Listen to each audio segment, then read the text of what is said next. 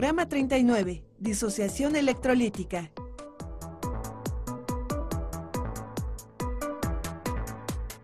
En este programa conoceremos la explicación de Arrhenius sobre por qué algunas disoluciones conducen la corriente eléctrica.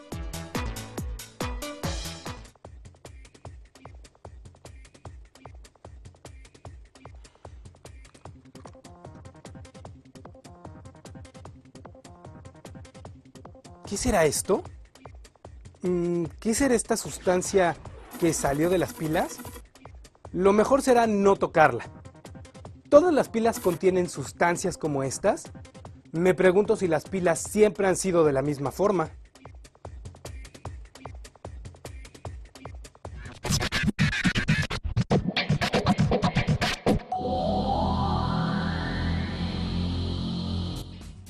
Entre 1780 y 1790, el médico y físico italiano Luigi Galvani realizó experimentos con ranas para apoyar su teoría de un fluido nervioso de naturaleza eléctrica en los animales.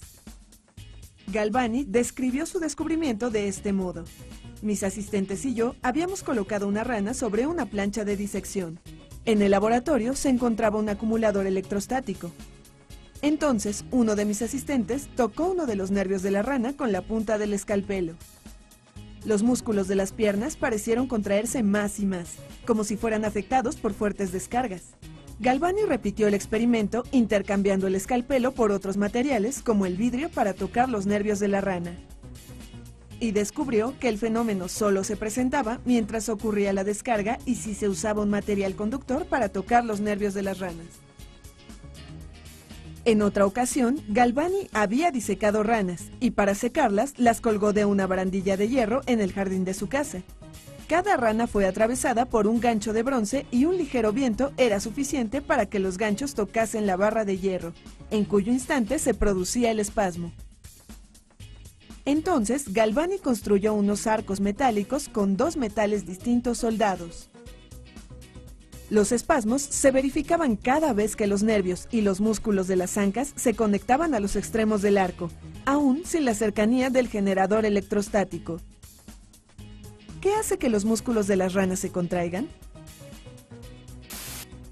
A principios del siglo XIX, un científico italiano retomó los experimentos de Luigi Galvani. Alessandro Volta también observó que el contacto de los dos metales diferentes con el músculo de una rana producía electricidad. Volta comprobó también el paso de la corriente eléctrica en ancas de ranas. Pero además decidió probar la conducción de electricidad en disoluciones de sal y de ácidos. Para ello, utilizó recipientes con una disolución salina conectados a través de arcos de metales distintos. Conectando varios de esos recipientes, advirtió que se generaba una corriente eléctrica, consiguiendo así la primera pila de la historia. Más adelante, empezó a utilizar pequeños discos redondos de cobre y zinc y otros de tela o cartón mojados en agua ligeramente ácida, lo que le permitía eliminar las complicaciones de trabajar con recipientes de cristal y disoluciones que podían derramarse. Con base en esto, inventó una serie de artefactos capaces de producir un flujo eléctrico, como el producido en el experimento con los arcos de metales diferentes en las ranas.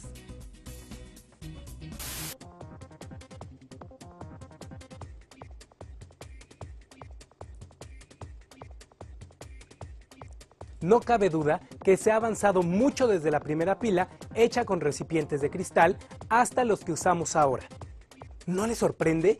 Todo comenzó con poner dos metales en una disolución de sal para que se produzca electricidad.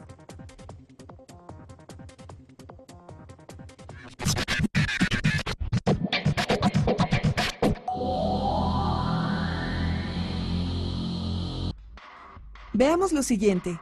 En el primer vaso tenemos una barra de zinc en contacto con una disolución que contiene iones de zinc. En el segundo, una disolución de un compuesto de cobre y una barra de cobre.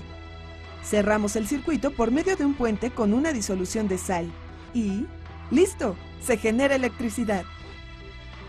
Algunas combinaciones de metales sumergidas en ciertas disoluciones generan electricidad. En cambio, en este otro caso, utilizamos dos placas de zinc y no se genera electricidad. es necesario aplicar la energía para que se genere un flujo eléctrico. ¿A qué se debe esto? Tras nuevos experimentos, Volta observó que la energía generada por una pila dependía de la combinación de metales, y tomando una como referencia, organizó las otras combinaciones de la mayor a la menor energía producida. A pesar de que no se explicaba la razón por la que se producía la electricidad, un efecto interesante que sí descubrió fue que además de la adecuada combinación de metales, era necesaria una disolución que condujera la corriente eléctrica. Sin estas dos condiciones, la pila no funcionaba. El invento de Volta causó gran expectativa entre los científicos de la época, como Humphrey Davy, quien hacía demostraciones públicas con pilas voltaicas y explicaba su funcionamiento. Una vez seleccionada la combinación de metales, había que explicar por qué unas disoluciones conducen la corriente eléctrica y otras no. Fue hasta muchos años después que alguien dio una explicación a este hecho, el sueco Svante Arrhenius.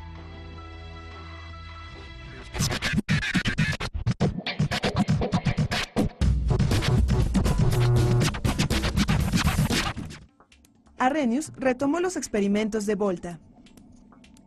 Para reproducirlos, haremos algunas modificaciones, aprovechando que a diferencia de Arrhenius, contamos con focos para comprobar el paso de la corriente eléctrica. Necesitamos 3 pedazos de cable aislado de 30 centímetros de largo con los extremos descubiertos, una pila de 9 volts, un foco para linterna de 2.5 volts, un rollo de cinta adhesiva de aproximadamente 3 centímetros de ancho, 3 recipientes de vidrio, 750 mililitros de agua destilada, 5 cucharadas de sal, un socket para foco de linterna. Unimos uno de los cables al polo positivo de la pila y otro cable al polo negativo. Fijamos el extremo libre de este cable al borde interior del vaso de precipitado sin tocar el fondo. En el extremo opuesto del vaso fijaremos el otro cable de la misma forma. Unimos los cables a los polos del socket del foco. La forma en la que está armado el dispositivo nos permitirá comprobar si la disolución es o no conductora de la corriente eléctrica. Si la disolución es conductora, el foco debe encenderse. En caso contrario, permanecerá apagado. En agua destilada no se observa la conducción de la corriente eléctrica. La disolución de sal sí permite que encienda el foco, pero es necesaria mayor carga eléctrica, lo que comprueba la conducción de la corriente. Con base en sus observaciones, Arrhenius supuso que lo que permitía el paso de la corriente eléctrica en las pilas era la naturaleza de estas sustancias en disolución. Diferentes disoluciones conducen de manera distinta la corriente eléctrica. ¿Esta bebida podrá conducir la corriente eléctrica? ¿Cómo pasa una corriente eléctrica por una disolución? Para explicar sus observaciones experimentales, Arrhenius postuló la teoría de la disociación electrolítica, que consiste en suponer que algunas sustancias en disolución se separan en iones, y que es justamente la carga de los iones y su movimiento en la disolución lo que permite el flujo de corriente eléctrica de un polo a otro. A estas sustancias se les llama electrolitos. Cuando estas sustancias se disocian parcialmente, se les llama electrolitos débiles. Si se disocian totalmente, se les llama electrolitos fuertes. Por el contrario, si una sustancia no se separa en iones, se considera no electrolito, y la disolución no conduce la corriente eléctrica.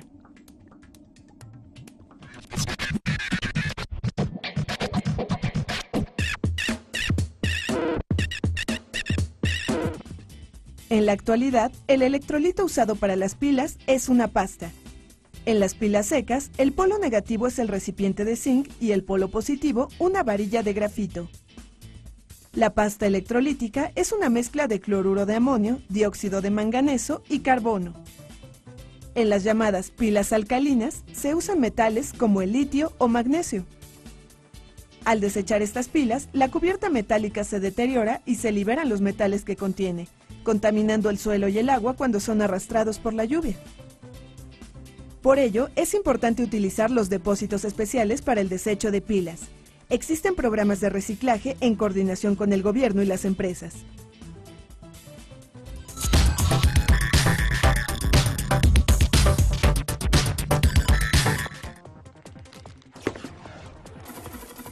Y yo sin saber. No volveré a tirar las pilas mezcladas con el resto de la basura. Investigaré si en mi localidad existe un depósito especial para las pilas. De lo contrario, las llevaré a la escuela y pediré a mi maestro que hagamos uno.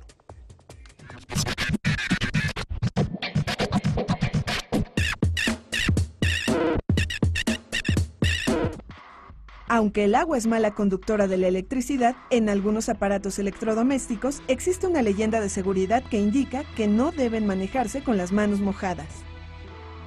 Esto es debido a que el agua de la llave contiene sustancias disueltas que permiten el paso de la corriente eléctrica. Fluidos corporales como el sudor y la orina también contienen electrolitos. En el cuerpo humano, los electrolitos son fundamentales. Gracias a su presencia, es posible la transmisión de las señales eléctricas enviadas desde nuestro cerebro al resto de nuestro cuerpo. Existen algunas disoluciones electrolíticas que se suministran a personas que han perdido líquidos, ya sea por actividad física extrema o por problemas con la diarrea. El propósito es evitar el riesgo de deshidratación. Pero estas bebidas no deben ser consumidas con mucha frecuencia, ya que el exceso de electrolitos también puede provocar trastornos de salud.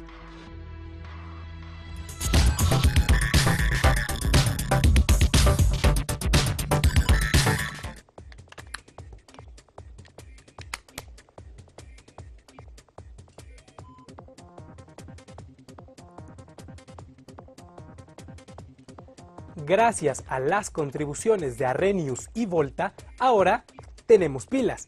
Por fortuna para nosotros, nuestra vida cotidiana es más sencilla gracias a inventos como la pila eléctrica.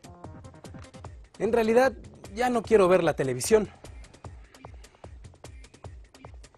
Después de todo lo que he aprendido, se me antoja un juego de básquetbol. Al final, me tomaré una rica bebida con electrolitos.